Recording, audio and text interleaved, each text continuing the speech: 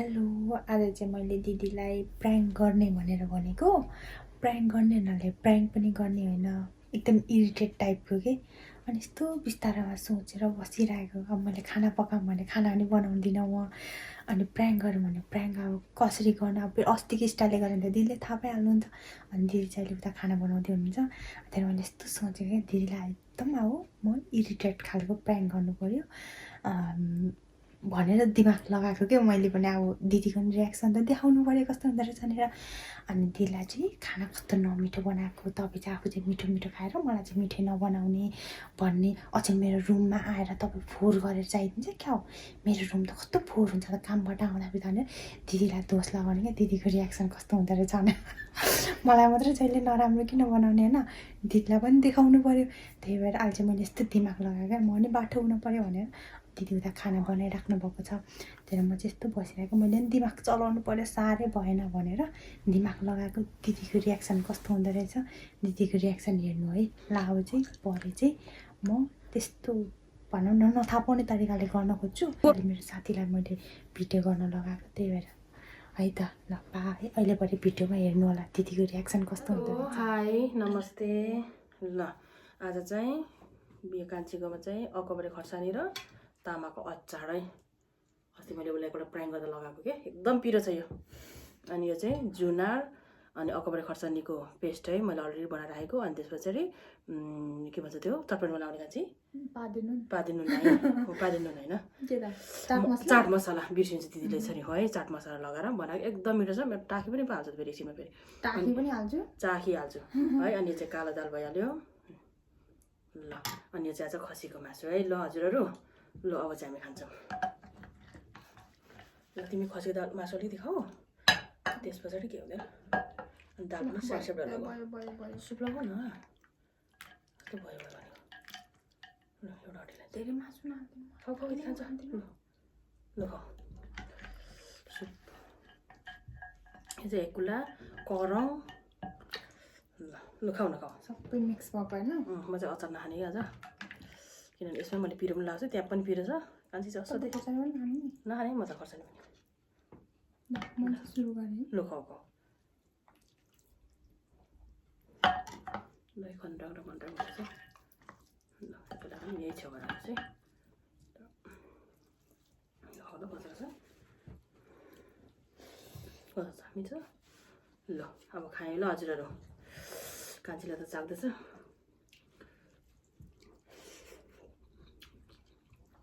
Wow मिठो रहेछ है। तिमीलाई मिठो लाग्यो? ठिक ठिक लाग्यो कि मिठो लाग्यो?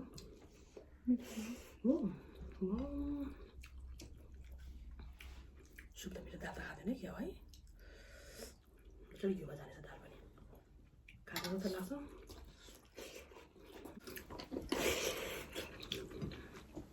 सुप सब मिठो रहेछ। काँक्रा है, किन के भन्दा पनि नबोलेको? कसरी के भन्दा पनि बोल्छ नि त। अचम्मै काँक्रा भन्दा पनि चुप के भएको? ए भात कस्तो भयो भन्दा पनि बोल्दैन। यो भात बासी हालिदिएको तपाईँले मलाई? के हालिदिएको रे? बासी। तिमी त हावा नबोल है। उसलाई चाहिँ यस्तो फुलफुल आउँदो भर्खरको त्यहाँ हालेर रहेछ। कसरी हाल्छ कान्छी बासी भात यहाँ? कहिले पकाएको बासी भात? बसी भात कहिले उब्रिन्छ हाम्रो भातहरू? सबै बासी हाल्यो यस्तो भात। पर नबोल है, मुखमा गरेर त एउटा भातको स्वाद देख्न भाइ। अबे साँच्चै भनेको के बासी हाल्नु खाँदैछौ त तिमीले भात? नि कस्तो बासी भात हाल्छ? चमा एउटै प्रेसर कुकरमा के अरे राइस कुकरमा पकाएको त्यस्तो होइन त। मेरो त्यस्तो छ नि तिम्रो जस्तै साट्ने थाल। तपाईँले तातो तातो खान्छु भनेर हाल्नु भएको होला। अनि के फेरि बोलेको है भिडियोमा, कसरी हाल्छ त्यसो छुट्टाएर? टट फट्टाफट बोल्छु म, सबै लगाइदिन्छु तिम्रो भिडियोहरू। कसरी लाग्छ बासी भात?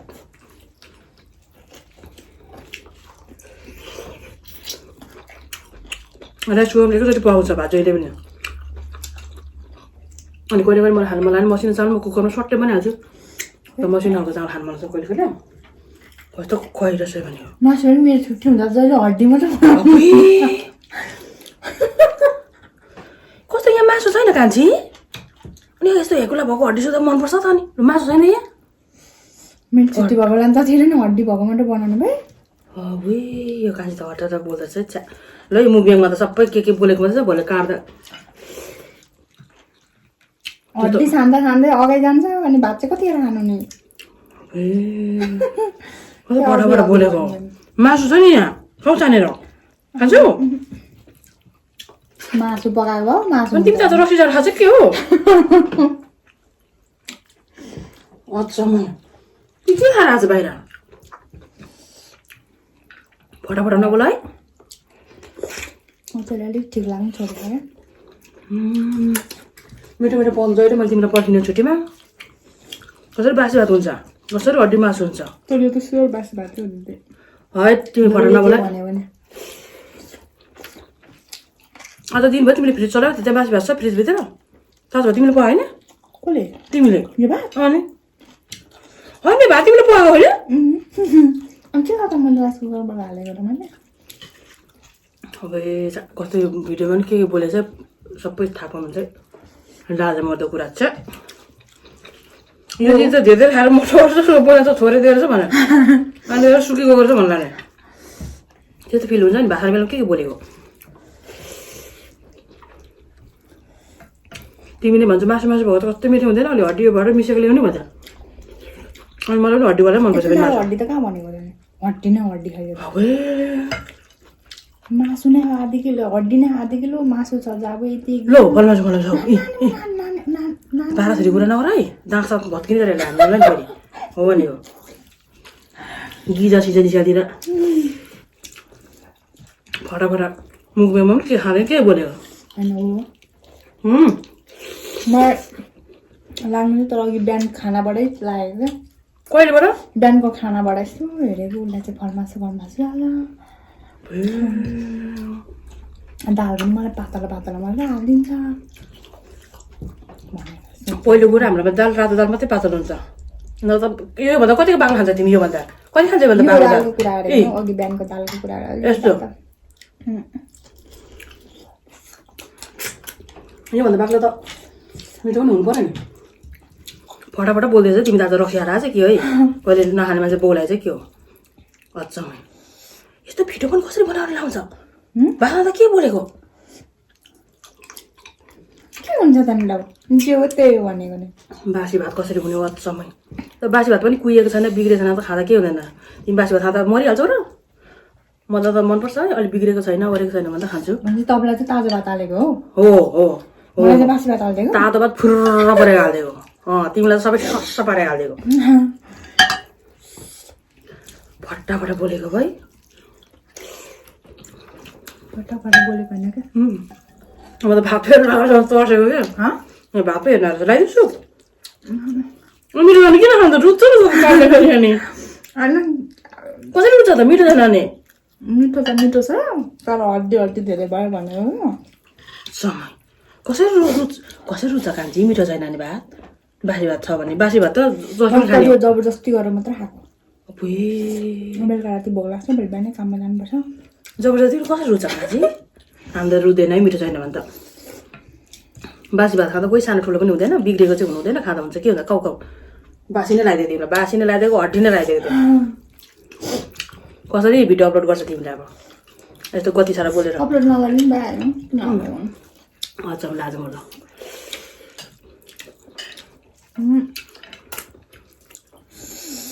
अब त्यस्तै लागिरहेछ क्या मलाई के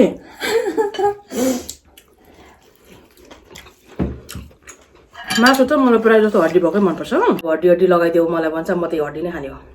बासी भात लगाइदियो भन्छ खोइ के भन्छ अघि नै सबै फलमासु हाल्नु भयो अनि किन खानु त हाल्छ मैले खानुको लागि पनि हाल्नु पऱ्यो ए मासुहरू चाहिँ लौ यो लगाउनु फटाफट नबोला आज के गरेर आएको बाहिरतिर पनि थाहा छैन मलाई त के गरेर आउने हो र हच्चामा त्यस्तो त कहिले बोल्दैन थियो त तिमी त नि आज त फटाफट बोल्छ त जो त्यो त भन्न पऱ्यो नि मान्छेलाई सत्य कुरो तितो हुन्छ भने थाहा छैन बासी त होइन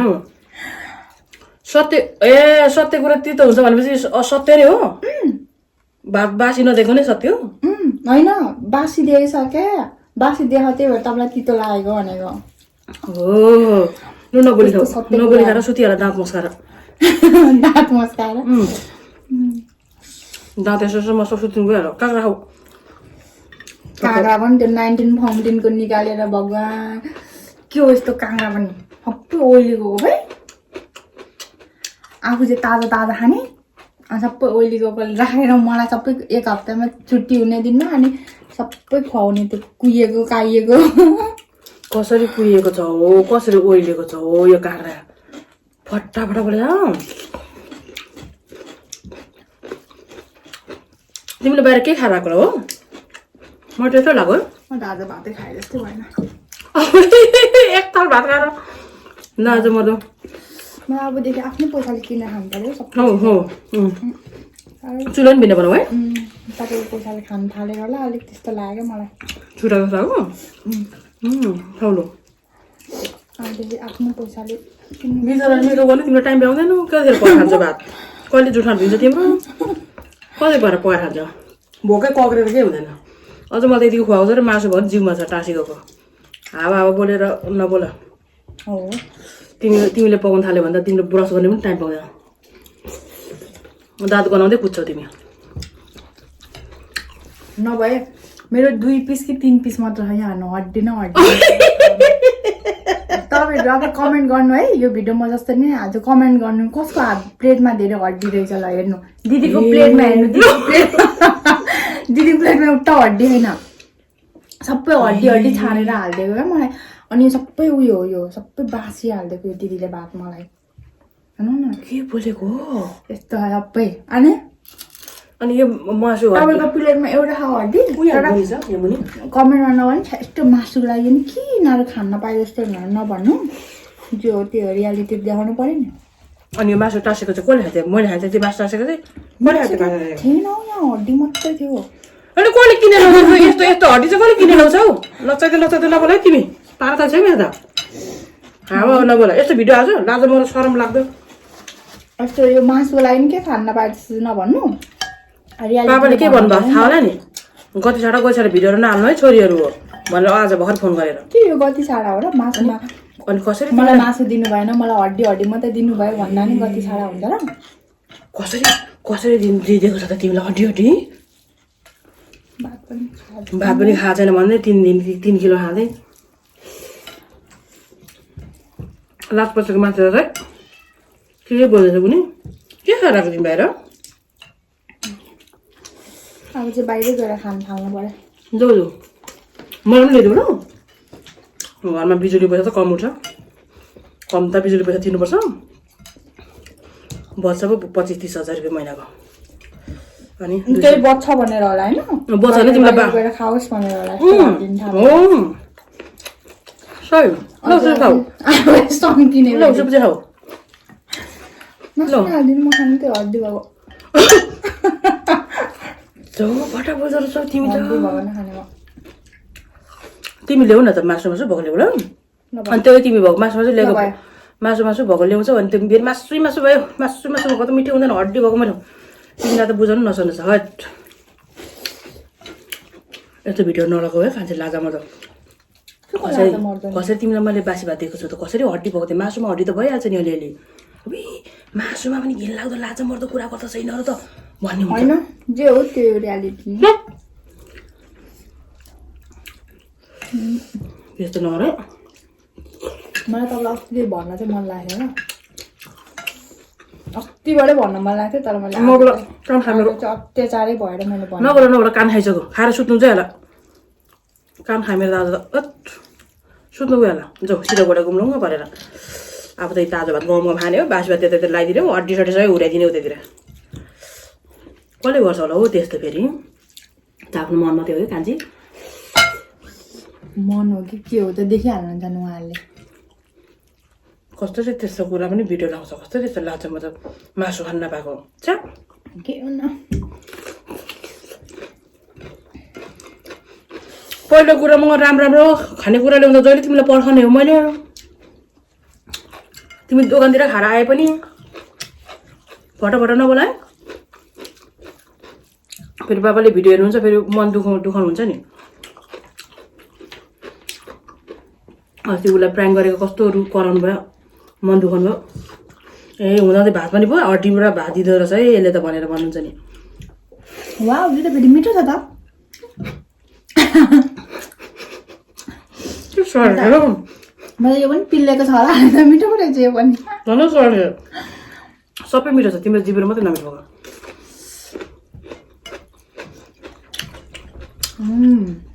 तिम्रो गीत मिठो भएको सब मिठो छ अम्मामा भात लास्टै दिएर भयो है ल मेरो चाहिँ यस्तै हो अहिले अन्तिममा भन दिदीले खासै त्यस्तो रियाक्सनै केही देखाएन अहिले अन्तिममा भन न खाना त फ्रेस हो मैले त्यसै भनेको भन त्यो हो भने लाज म त कुरा नगर है तिमी होइन दिदीको खास रियाक्सन हेर्नु खोजेको तर दिदीले केही रियाक्सनै दिनु भएन के गरेको यत्तिकै भनेको एकदम मिठो भएछ अघिबाट भन्न मन लागेर कस्तो मिठो भएको मासु भनेर कति साह्रो भन्न मन लागेन के भनेको खास अस्ति मलाई कसरी प्राङ्क गर्नुभएको थियो प्र्याङ गरेको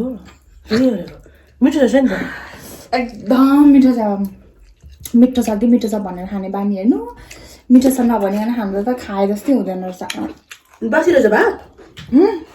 मैले बोलाएको नि त्यो त फटाफट बोल्नु हुन्न नि त नि यत्तिकै भनेको क्या मैले आज किन बासी भात छैन नि घरमा तपाईँ चाहिँ किन सिरियस हुनुभएको फेरि यस्तो भिडियोहरू मासु खानु नपाएको भिडियोहरू बनाएर त नि भातै बासी दिँदो रहेछ छुट्याउँदो रहेछ भनेको त कस्तो नराम्रो नि होइन यत्तिकै मैले भनेको त्यस्तो होइन एकदम मिठो एकदम निज हो नि त त्यो त एकदम मिठो छ घरमा आएको पाहुनालाई अथवा बाहिर बसेकोहरूलाई त्यस्तो गर्नुहुन्न अब घरकै मान्छेलाई वाउ यो मिठो छ भनेर खाने बानी भएछ हाम्रो काँक्रा सबै हो नि त कहाँ छुट्टाएको त छैन नि तपाईँ चाहिँ के सिरियस हुनुभएको हौ वाउ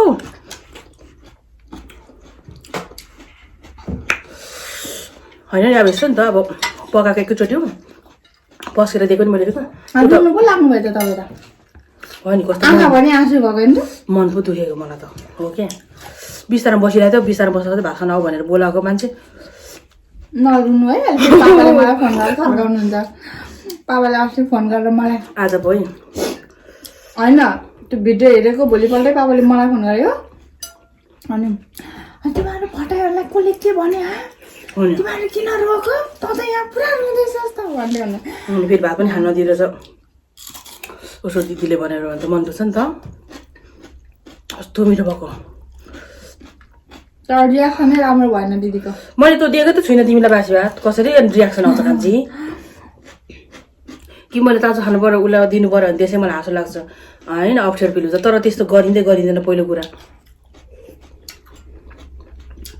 दोस्रो कुरा तिमीलाई दिएको छुइनँ मैले त्यसो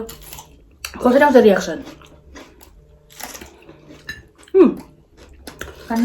खानु कस्तो मिठो भएछ पिरो पिरो है त मासु के मिठो भएको हौ है मासु कस्तो मिठो भएको झोल भाइ बोकिँदैन तिमी त बासी भयो भन्दैछ त अघि त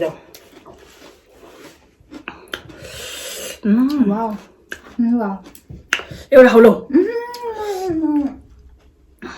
त्यसो भए यति राख्यो मासु नलिएर कान्छीले दिमागै उडाइदियो क्या मेरो त बासी भन्छ अनि त्यस्तो हुन्छ नि अनि उनीहरू दाल दाबे त्यति उब्रियो दाल त गर्नुपर्छ भात नखाएर प्लेटको भातै